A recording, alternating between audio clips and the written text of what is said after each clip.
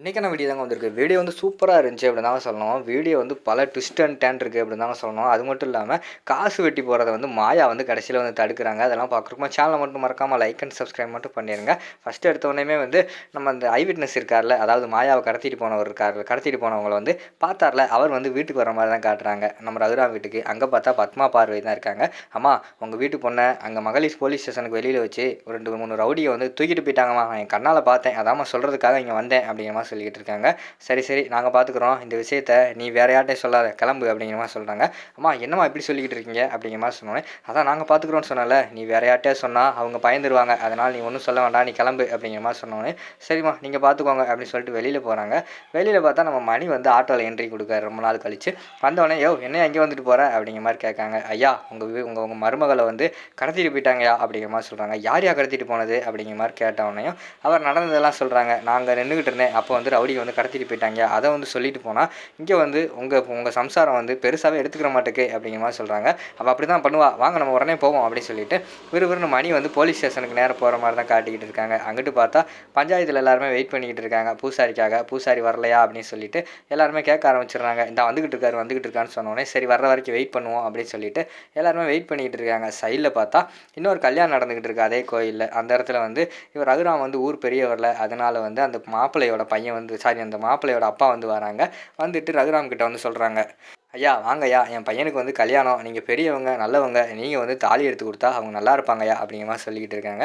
இங்கிட்டு பார்த்தா இவங்க புவனேஸ்வர் வந்து கிண்டல் பண்ணிக்கிட்டு இருக்காங்க. அவனே வந்து அவங்களோட மகளோட வாழ்க்கையை கெடுக்கிறதுக்காக வந்து நின்றுக்கிட்டு இருக்கான், அவன்கிட்ட போய் வந்து தாலி எடுத்து கொடுக்க சொல்லிக்கிட்டு இருக்கானே அப்படின்னு சொல்லிட்டு அவங்க வந்து அவங்க அண்ணன் கிட்ட சொல்லிக்கிட்டு இருக்கிற மாதிரி காட்டுறாங்க. நம்ம சிவராம் வந்து சொல்கிறாங்க, ஐயா அண்ணன் வந்து இப்போ வந்து தாலி எடுத்து கொடுக்குற இதில் இல்லை, மைண்டில் இல்லை, நீங்கள் வந்து கிளம்புங்க அப்படிங்கிற மாதிரி சொன்னோடனே ரகுராம் வந்து சிவராம் அப்படி சொல்லக்கூடாது, நமக்கு வந்து ஒரு வாய்ப்பு கிடைக்கிது, அது மட்டும் இல்லாமல் கல்யாணம் வந்து அந்த இறைவனாக பார்த்து முடிவு பண்ணுறது, அதில் வந்து நமக்கு ஒரு வாய்ப்பு கிடைக்கும் போது நம்ம வந்து அதை செஞ்சே ஆகணும், நீங்கள் போங்க நான் வரேன் அப்படி சொன்னோடனே நம்ம ரகுராம் போய் அவங்களுக்கு வந்து தாலி எடுத்து கொடுக்குற மாதிரி காட்டுறாங்க. இங்கிட்டு பார்த்தா தனத்துக்கும் கதிருக்கும் ஒரு ஜூம் வைக்காங்க, 2 பேருமே பார்த்துக்கிறாங்க. அந்த கல்யாணம் வந்து முறைப்படி நமக்கு நடந்தால் எப்படி இருக்கும் அப்படின்னு சொல்லிட்டு யோசிச்சு பார்க்க ஆரம்பிச்சிடுறாங்க. இங்கிட்டு பார்த்தா மணமேடையில் வந்து மணப்பொண்ணு கோலத்தில் வந்து நம்ம தனத்தை காட்டிடுறாங்க. அங்கிட்டு பார்த்தா கதிர் வந்து மாப்பிள்ளையை உட்காந்துருக்காரு. நம்ம ரகுராம் வந்து அந்த கல்யாணத்தில் வந்து தாலி எடுத்து கொடுத்துக்கிட்டு இருக்காருல, வழக்கமாக வந்து இவங்களுக்கு தாலி எடுத்து கொடுத்தா எப்படி இருக்கும் அப்படின்னு சொல்லிட்டு ஒரு கற்பனை மாதிரி ஒரு இமேஜினேஷன் பண்ணி ஒரு வீடியோ மாதிரி ஷூட் பண்ணியிருக்காங்க. பேக்ரவுண்டில் வந்து நல்ல சூப்பரான சாங்கெல்லாம் போட்டு கடைசியில் ரகுராம் வந்து கதிருக்கும் தனத்துக்கும் தாலி எடுத்து கொடுக்காங்க. தாலி எடுத்து கொடுத்தோடனே அவங்க 2 பேரும் வந்து தாலி கட்டுறாங்க. தாலி கட்டிட்டு நான் ரகுராம் காலையே விழுந்ததான் ஆசீர்வாதம் வாங்குற மாதிரி தான் காட்டிக்கிட்டு இருக்காங்க. டக்குன்னு பார்த்தா ரகுராம் வந்து தாலி எடுத்து கொடுத்துட்றாங்க. அதுக்கடுத்து வந்து அது வந்து அந்த சாங்கோட வந்து அந்த சீனை வந்து முடிச்சிடுறாங்க. யோ என்னையா இன்னும் பூசாரி வந்துட்டானா வரலையா அப்படிங்கிற மாதிரி சொல்கிற நேரத்தில் பூசாரி வந்து டக்குன்னு வர்ற மாதிரி தான் காட்டுறாங்க. வந்தவொடனே யோ என்னையா இவ்வளோ நேரமா அப்படின்னு சொல்லிட்டு லிங்கம் வந்து கேட்காங்க. ஐயா சாரியா ஒரு முக்கியமான வேலையாக இருந்தேன் அதான் அப்படிங்கிற மாதிரி சொன்னோடனையும் சரி சரி டக்குன்னு வேலையை ஆரம்பி அப்படிங்கிற மாதிரி சொல்கிறாங்க. அந்த ஆரம்பிச்சிருவோயா அப்படின்னு சொல்லிட்டு ஐயா அந்த வெட்ட போகிற காசை கொடுங்க அப்படிங்கிற மாதிரி சொன்னோடனையும் சிவராம் வந்து உள்ளேருந்து காசு எடுத்து கொடுக்காங்க. அந்த காசை வாங்கி அவங்க வந்து சாமி காலில் வச்சு நம்ம பூஜை பண்ணிவிட்டு அதுக்கடுத்து வந்து எல்லாம் பண்ணுவையா அப்படிங்கிற மாதிரி சொல்லிட்டு பூசாரி வந்து ஆரம்பிக்காங்க. அங்கிட்டு பார்த்தா மணி வந்து டக்குன்னு போலீஸ் ஸ்டேஷனுக்கு போயிடுறாரு. போலீஸ் ஸ்டேஷனில் போனோடனையும் அதுக்குள்ளே வந்து இவங்க இருக்காங்க, நம்ம ஜானகி இருக்காங்க. ஜானகி வந்து மணியை பார்த்த உடனேயும் நீங்கள் எங்கே அப்படிங்கிற மாதிரி கேட்காங்க. அங்கே மாயாவை தூக்கிட்டு போயிட்டாங்களாம் அப்படிங்கிற மாதிரி சொல்கிறாங்க. அதை கேட்டவொடனே குருவர் வந்து ஷாக் ஆகிடுறாரு. என்னது மாயாவை தூக்கிட்டு போயிட்டாங்களா, கொஞ்ச நேரத்துக்கு முன்னாடி தான் என்கிட்ட பேசிட்டு போனாங்க அப்படிங்கிற மாதிரி சொல்கிறாங்க. ஆமாப்பா அங்கே மகளிர் ஸ்டேஷனுக்கு முன்னாடி வச்சு தூக்கிட்டாங்களாம்ப்பா, எப்படியாவது காப்பாற்றுங்கப்பா அப்படிங்கிற மாதிரி சொன்னவொடனையும் நம்ம இவங்க ஜானகி சொல்கிறாங்க, குரு எப்படியாவது வந்து மாயாவை வந்து காப்பாற்றிடு, யாரோ வந்து மாயா பஞ்சாயத்துக்கு போகக்கூடாதுன்னு சொல்லி தான் இதெல்லாம் பண்ணிக்கிட்டு இருக்காங்க, நீ தான்ப்பா காப்பாற்றணும் அப்படிங்கிற மாதிரி சொல்கிறாங்க. அம்மா ஒன்றும் கவலைப்படாதீங்க, நான் போய் விசாரிக்கேன் அப்படின்னு சொல்லிட்டு அந்த இடத்துல வந்து குரு மணி 2 பேருமே வந்து வண்டி எடுத்துகிட்டு அங்கே மகளிர் போலீஸ் ஸ்டேஷனுக்கு வந்து போகிற மாதிரி தான் காட்டுறாங்க. அங்கே போய் விசாரிக்காங்க, யாராவது வந்து இதை நேரில் பார்த்தாங்களா இப்படின்னு சொல்லிட்டு விசாரிக்க ஆரம்பிக்கிறாங்க.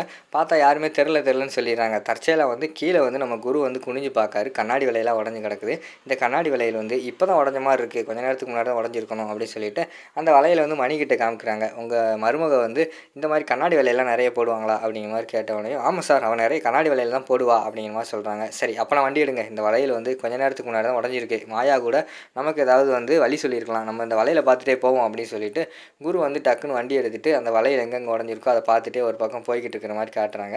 அங்கிட்டு பார்த்தா சாமிக்கிட்ட வந்து பூஜை நடந்துக்கிட்டு இருக்குது. ஃபஸ்ட்டு வந்து எல்லாத்துக்கிட்டையுமே வந்து சம்மதம் கேட்காங்க. அவங்க அப்பா அம்மா கிட்ட, அதாவது ரகுராம் கிட்ட வந்து கேட்காங்க, உங்கள் பொண்ணுக்கு வந்து இந்த வாழ்க்கை பிடிக்கலன்னு சொல்கிறா, உங்களுக்கு பிரித்து வைக்க சம்மதமா அப்படிங்கிற மாதிரி கேட்டவொடனே சம்மதம் அப்படிங்கிற மாதிரி அவர் சொல்லிடுறாரு.